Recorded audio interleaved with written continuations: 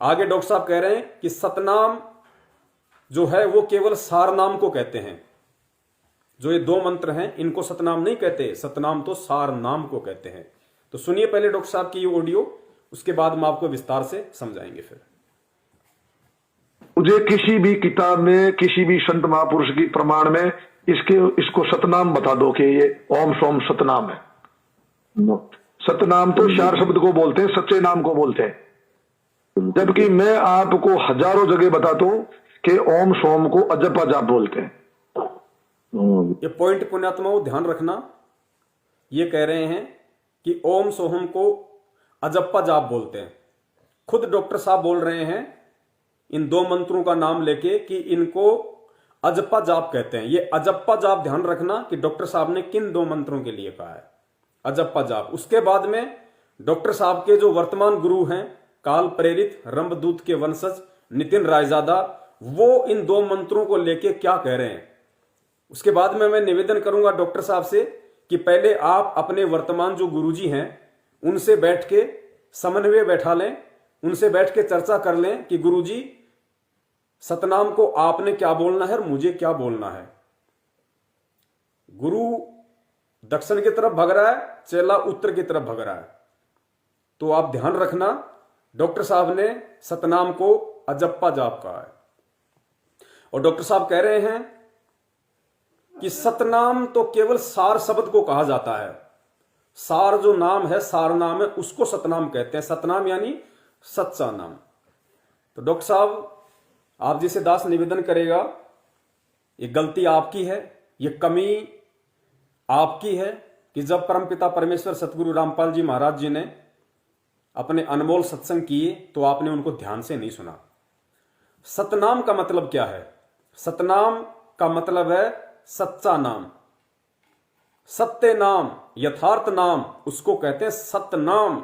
सत्य यानी सच्चा, नाम यानी नाम या शब्द। तो गुरुदेव ने बताया कि बच्चों तुम्हें जो प्रथम मंत्र मिला है गायत्री मंत्र, जिसमें 7 मंत्र हैं, वो भी सतनाम है। कैसे सतनाम है? क्योंकि जो प्रथम नाम है, और इस प्रथम नाम में जो परमेश्वर हमें 7 मंत्र देते हैं, सबसे पहला और सबसे लास्ट वाला मंत्र छोड़ के जो बीच के 5 मंत्र हैं, जो 5 देवताओं के मंत्र हैं, वो उन देवताओं के यथार्थ मंत्र हैं, उन देवताओं के सत मंत्र हैं। इसलिए वो भी सत नाम है, क्योंकि वो उन देवताओं के सत्य नाम हैं। उन देवताओं के यथार्थ मंत्र केवल वही हैं, इसलिए उनको भी सतनाम कहा जाता है। प्रथम मंत्र को भी सतनाम कहा जाता है, सच्चा नाम कहा जाता है। वो किस लेवल का सतनाम है, वो परमेश्वर ने हमें समझाया कि वो इन देवताओं तक के सतनाम है। यानी जो सच्चे नाम है उसको सतनाम कहा जाता है। उसके बाद परमात्मा ने हमारे को सतनाम दिया, जो 2 मंत्र का जाप है, जिसमें परमात्मा पहला मंत्र ओम बताते हैं और दूसरा मंत्र परमात्मा उसमें गुप्त रख के चलते हैं कि जो उपदेशी है उसी को बताया जाता है। तो वो भी सतनाम है। वो 2 मंत्र भी सतनाम है, अर्थात सच्चे नाम है। पहला मंत्र गुरुदेव ने बताया कि ये जो ज्योति निरंजन है, पहला मंत्र ओम इसका है। तो जो ओम मंत्र है वो ज्योति निरंजन का सतनाम है, सच्चा नाम है।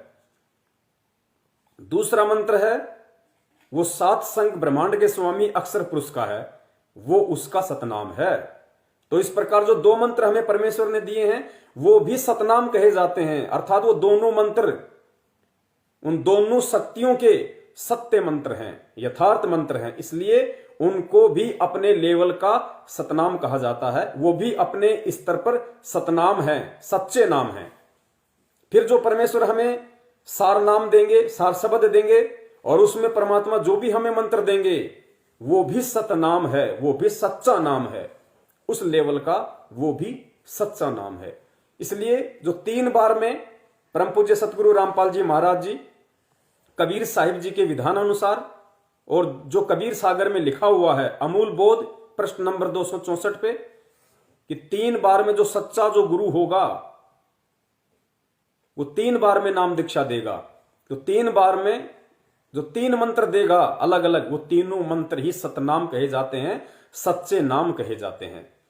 तो मैं निवेदन करूंगा डॉक्टर साहब, अगर सत्संग सुनते समय अगर थोड़े से अपने आंख नाक कान खोल के रखते तो शायद आज आपको अपने ये कर्म बिगाड़ने का जो मौका है आपको काल भगवान की तरफ से मिला है, शायद ये नहीं मिलता।